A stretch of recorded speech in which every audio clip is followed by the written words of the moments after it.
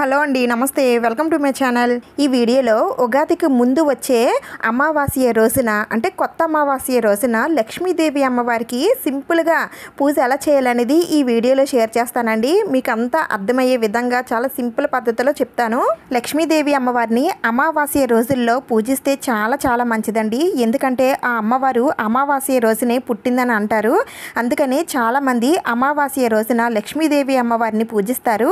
అయితే ఈ కొత్త అమావాస్య రోజున కొంతమంది గ్రామదేవతను పూజిస్తారండి, మరికొందరు లక్ష్మీదేవి అమ్మవారిని పూజిస్తారు. అయితే ఈ కొత్త అమావాస్య రోజున గ్రామదేవతకి పూజ ఎలా చేయాలనేది నేను ఆల్రెడీ వీడియో పెట్టానండి. ఆ వీడియో చూస్తే ప్రతి ఒక్కరూ కూడా గ్రామదేవతలను పూజించాలి అనేంతగా ఉంటుందండి. ఒకవేళ మీరు పూజ చేయలేకపోయినా సరే ఆ వీడియోలో ఉన్న అమ్మవారిని చూసి మనస్ఫూర్తిగా దండం పెట్టుకోండి. ఎంతో మంచిదండి. గ్రామదేవతను కనుక పూజించినట్లయితే ఆ అమ్మ మనకి ఎల్ల వేళలా రక్షగా ఉంటుంది. ఇంకా లక్ష్మీదేవి అమ్మవారిని ఎందుకు పూజిస్తామనేది అందరికీ తెలిసిందే కదండి. ఆ లక్ష్మి మన దగ్గర ఉంటేనే మనం ఏదైనా సరే చేయగలుగుతాం, ఎందులో అయినా సరే రాణించగలుగుతాం. మనకున్న ఫైనాన్షియల్ ప్రాబ్లమ్స్ అన్నీ తీరిపోవాలి, చేతి నిండుగా ఎప్పుడు డబ్బులు ఉండాలి అని అంటే తప్పకుండా లక్ష్మీదేవి అమ్మవారికి పూజనైతే చేయాల్సిందే. అయితే కొత్త అమావాస్య రోజున ఈ ఇద్దరు అమ్మవార్లలో ఏ అమ్మవారిని పూజించాలి అనే సందేహం అయితే మీకు రావచ్చు. అన్నీ కూడా వివరంగా చెప్తానండి. వీడియోని కట్ చేసి ముక్కలు ముక్కలుగా కాకుండా మొత్తం చూసినట్లయితే మీకు అన్ని విషయాలు కూడా తెలుస్తాయి. ఒకవేళ మీకు వీడియో మొత్తం చూసేంత సమయం లేదనుకోండి, వీడియోని కొంచెం ఫాస్ట్ ఫార్వర్డ్లో పెట్టేసుకుంటే వీడియో మొత్తం చూసినట్టుగా ఉంటుంది. అలాగే కొంచెం మీకు టైం కూడా సేవ్ అవుతుంది.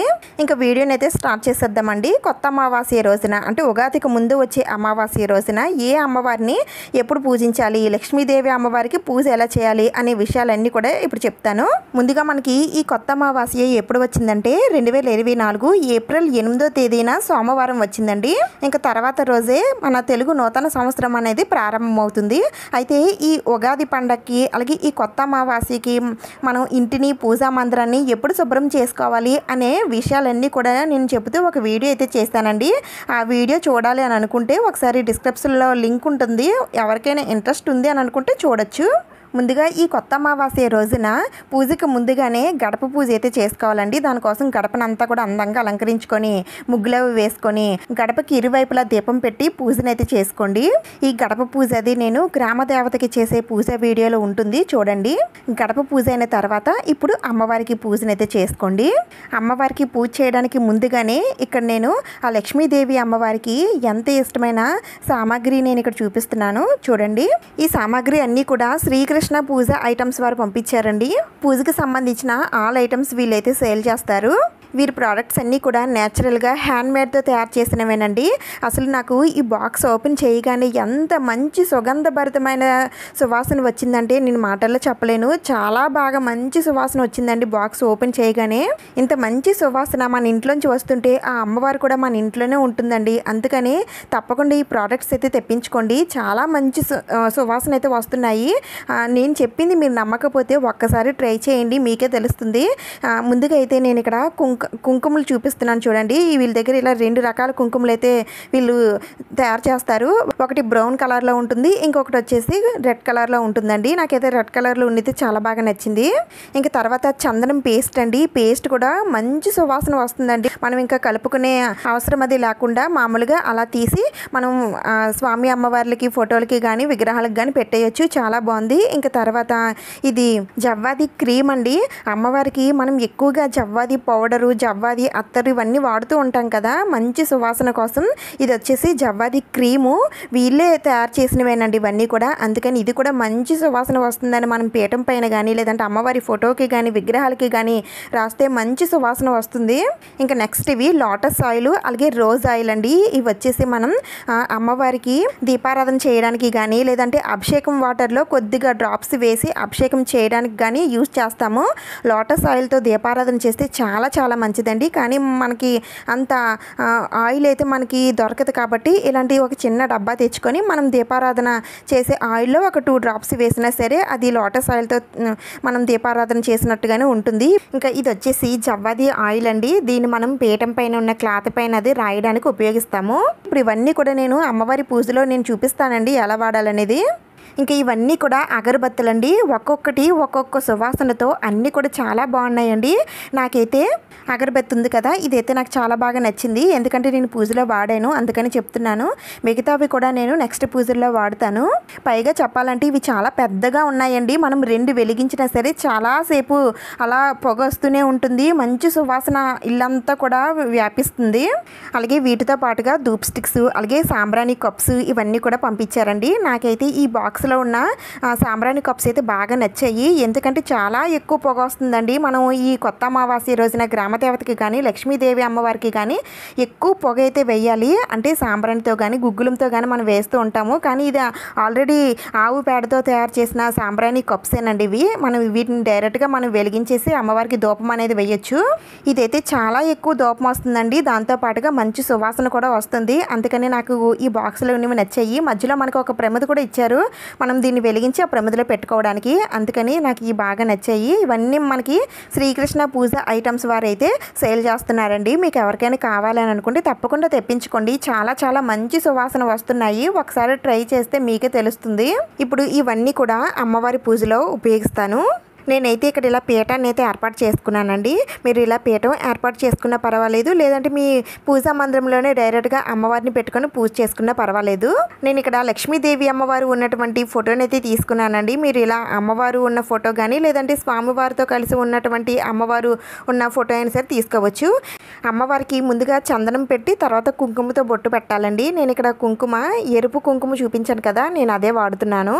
ఇంకా ఈ అమావాస్య రోజున లక్ష్మీదేవి అమ్మవారికి పూజ ఎప్పుడు చేయాలంటే ఈ కొత్త అమావాస్య రోజున లక్ష్మీదేవి అమ్మవారికి పూజ సాయంత్రం వేళల్లో చేయాలండి. ఒకవేళ మీరు గ్రామ దేవతను పూజిస్తున్నారని అనుకుంటే గ్రామ దేవతకి పూజ ఉదయాన్నే చేసేసుకోండి. లేదంటే మేము ఈవినింగ్ పూటే చేసుకుంటాము, మేము ఇద్దరు అమ్మవార్లని మేము పూజించుకుంటామని అనుకుంటే గ్రామ దేవత అమ్మవారికి అలాగే లక్ష్మీదేవి అమ్మవారికి ఇద్దరికి కూడా సాయంత్రం పూట కూడా చేసుకోవచ్చండి. అయితే గ్రామ దేవత అమ్మవారికి పీఠాన్ని విడిగా ఏర్పాటు చేసుకొని పూజ చేసుకోండి. అదే లక్ష్మీదేవి అమ్మవారికి అయితే మీరు పూజా మందిరంలోనే పూజ చేసుకోండి. ఎందుకంటే ఈరోజు ఇద్దరు అమ్మవార్లను పూజిస్తే చాలా చాలా మంచిదండి. అందుకని ఎవరైనా ఇద్దరు అమ్మవార్లని మేము పూజించుకుంటాము ఈరోజు అని అనుకునేవారు ఈ విధంగా చేసుకోండి. ఒకవేళ మీకు ఈరోజు కుదరకపోయినట్లయితే, అంటే కొంతమందికి కుదరచ్చు కుదరకపోవచ్చు కదండి, అందుకనే ఎవరికైనా పూజ చేసుకోవడానికి కుదరట్లేదని అనుకునేవారు ఉగాది రోజున చేసుకోవచ్చు. ఇలా నిండుగా కుంకుమ బొట్లతో అమ్మవారిని అందంగా అలంకరించుకున్నాక ఇప్పుడు మీ దగ్గర ఏమైనా నగలు ఉంటే అమ్మవారికి వేయండి. బంగారమైనా లేదంటే మీ దగ్గర ఏ ఉంటే వేయచ్చు.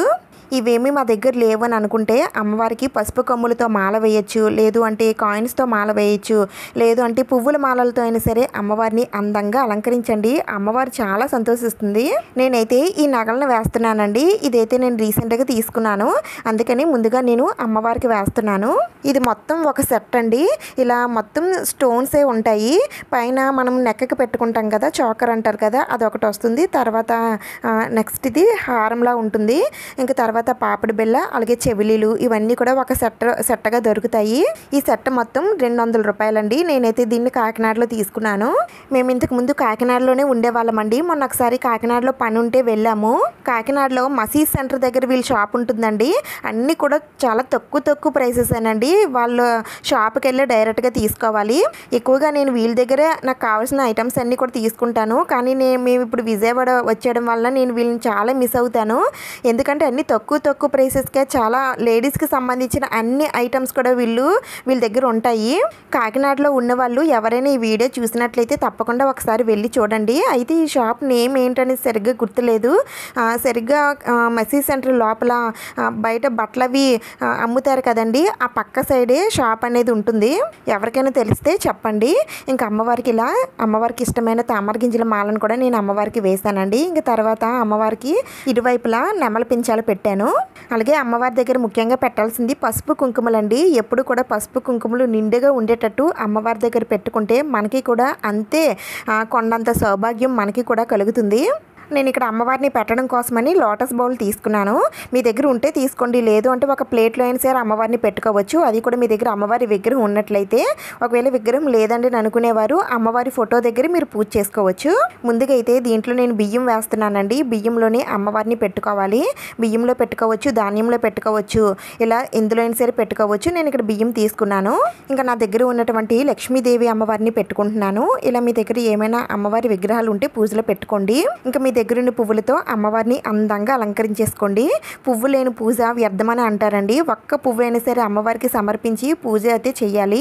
నేనైతే ఈ విధంగా పువ్వులతో అమ్మవారిని అందంగా అలంకరించానండి. ఇప్పుడు దీపారాధన కోసం కుందులైతే పెట్టుకోండి. అయితే నేను ఇక్కడ అమ్మవారి దగ్గర ఇలా లోటస్ దిగేస్తున్నాయి కదా, నేను వీటిలోనే దీపాలు వెలిగిస్తాను. మీరు సపరేట్గా కుందులైతే పెట్టుకోండి. ఈరోజు ఎన్ని దీపాలైనా సరే వెలిగించవచ్చండి. ఎందుకంటే అమావాస్య రోజు ఎంత చీకటిగా ఉంటుందో మనందరికీ తెలిసిందే కదా. అయితే బయట చీకటిగా ఉన్నా సరే మన ఇల్లు మాత్రం చీకటిగా ఉండకూడదు. అందుకని దీపాలతో ఎప్పుడు కూడా మన ఇల్లు కలకలలాడుతూ ఉండాలి. అందుకని మీరు ఎన్ని దీపాలు పెట్టుకోవాలనుకుంటున్నారో అన్నీ పెట్టుకోండి. దీపారాధన కోసం ఆవు నెయ్యి వాడితే చాలా మంచిదండి. ఆవు నెయ్యి ఉంటే వాడండి, లేదంటే మీరు నువ్వుల నూనె కానీ కొబ్బరి నూనె కానీ వాడచ్చు. ఇంకా దీపం కోసం ఎరుపు వత్తులు వాడితే చాలా మంచిదండి. ఆ ఎరుపు వత్తులు ఉంటే వాడండి. అమావాస్య రోజు ఎరుపు వత్తులతో అమ్మవారికి దీపారాధన చేస్తే చాలా మంచిది. ఒకవేళ లేవని అనుకుంటే తెలుపు వత్తులైనా సరే వాడచ్చు. 2 వత్తులు కలిపి ఒక ఒత్తిగా వేసుకోండి. ఇంకా ఈ ఆయిల్లోనే నేను తీసుకున్న ఈ లోటస్ ఆయిల్ కూడా ఒక 2-3 డ్రాప్స్ వేస్తున్నానండి. మంచి సువాసన వస్తుంది. అలాగే లోటస్ ఆయిల్తో దీపారాధన చేసిన ఫలితం కూడా దక్కుతుంది. ఇంకా ఇది వచ్చేసి జవ్వాది ఆయిల్ అండి. ఇది కూడా మనం దీపారాధన చేసే ఆయిల్లో 2 డ్రాప్స్ వేస్తే ఇది కూడా మంచి సువాసన వస్తుంది. ఇంక ఇది జవ్వాది క్రీము చెప్పాను కదా, మనం అమ్మవారికి కానీ అమ్మవారి ఫోటోకి కానీ విగ్రహానికి కానీ లేదంటే పీఠం పైన ఉన్న క్లాత్కి కానీ ఎక్కడైనా సరే ఈ జవ్వాది క్రీమ్ అనేది మనం వాడచ్చు. ఇవన్నీ కూడా మనం పూజలో వాడితే మంచి సువాసన వస్తుందండి. సుగంధభరితమైన సువాసన ఎక్కడ ఉంటే అక్కడే అమ్మవారు ఉంటారండి. అందుకని ఇవన్నీ వాడితే చాలా మంచిది. ఒకవేళ ఇవేమీ మా దగ్గర లేవండి అని అనుకునేవారు కొద్దిగా పచ్చ కర్పూరం తీసుకొని పౌడర్ చేసి అమ్మవారి పీఠం దగ్గర అక్కడక్కడ వేయండి. ఒకవేళ పచ్చ కర్పూరం కూడా మా దగ్గర లేదని అనుకుంటే కర్పూర బిళ్ళలు ఉంటాయి కదండి, అవైనా సరే కొంచెం చితిపి వేస్తే మంచి సువాసన వస్తుంది. ఇంకా తర్వాత నేను ఇక్కడ ఇలా ప్లేట్స్ పెట్టుకున్నానండి. అమ్మవారికి పూజ చేసేటప్పుడు అమ్మవారికి ఇష్టమైన వస్తువులన్నీ కూడా వేయడం కోసం మీరు ప్లేట్స్ పెట్టుకోవచ్చు, లేదంటే తమలపాకులైనా సరే పెట్టుకోవచ్చు, లేదంటే అమ్మవారి దగ్గరే మీరు నేరుగా వేస్తూ పూజ చేసుకోవచ్చు. నేనైతే పూజకి సంబంధించినవన్నీ కూడా నేను పెట్టేసుకున్నాను. ఇప్పుడు పూజ ఎలా చేయాలో చూద్దాం. ముందుగా అయితే ఏకహారతతో మనం పెట్టుకున్న దీపాలన్నీ కూడా వెలిగించుకోవాలండి. ఎన్ని కుందులైతే పెట్టుకున్నారో అన్నీ కూడా వెలిగించేసుకోండి. దీపాలు వెలిగించుకున్న తర్వాత ముందుగా మనం పూజించాల్సింది వినాయకుడిని కాబట్టి వినాయకుడికి పూజనైతే చేసేసుకోండి.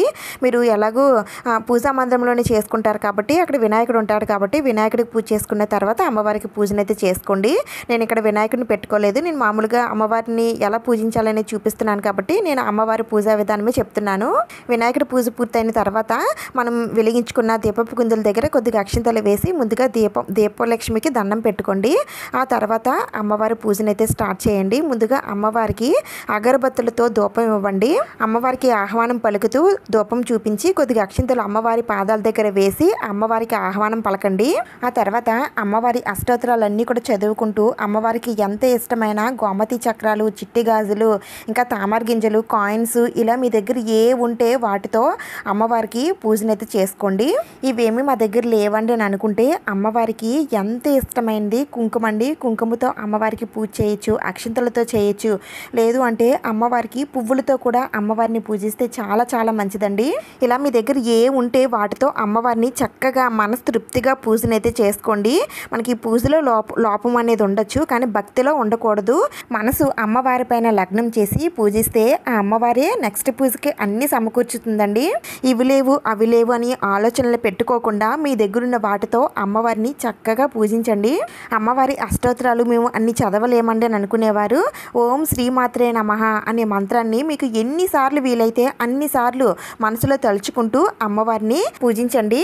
ఇంకా ఈరోజు ఉపవాసం ఉండాలని అంటే ఉపవాసం ఉంటే మంచిదేనండి. సాయంత్రం వరకు ఉపవాసం ఉండి తర్వాత అమ్మవారికి పూజ చేసుకున్న తర్వాత మీరు భోజనం అయితే చేయొచ్చు.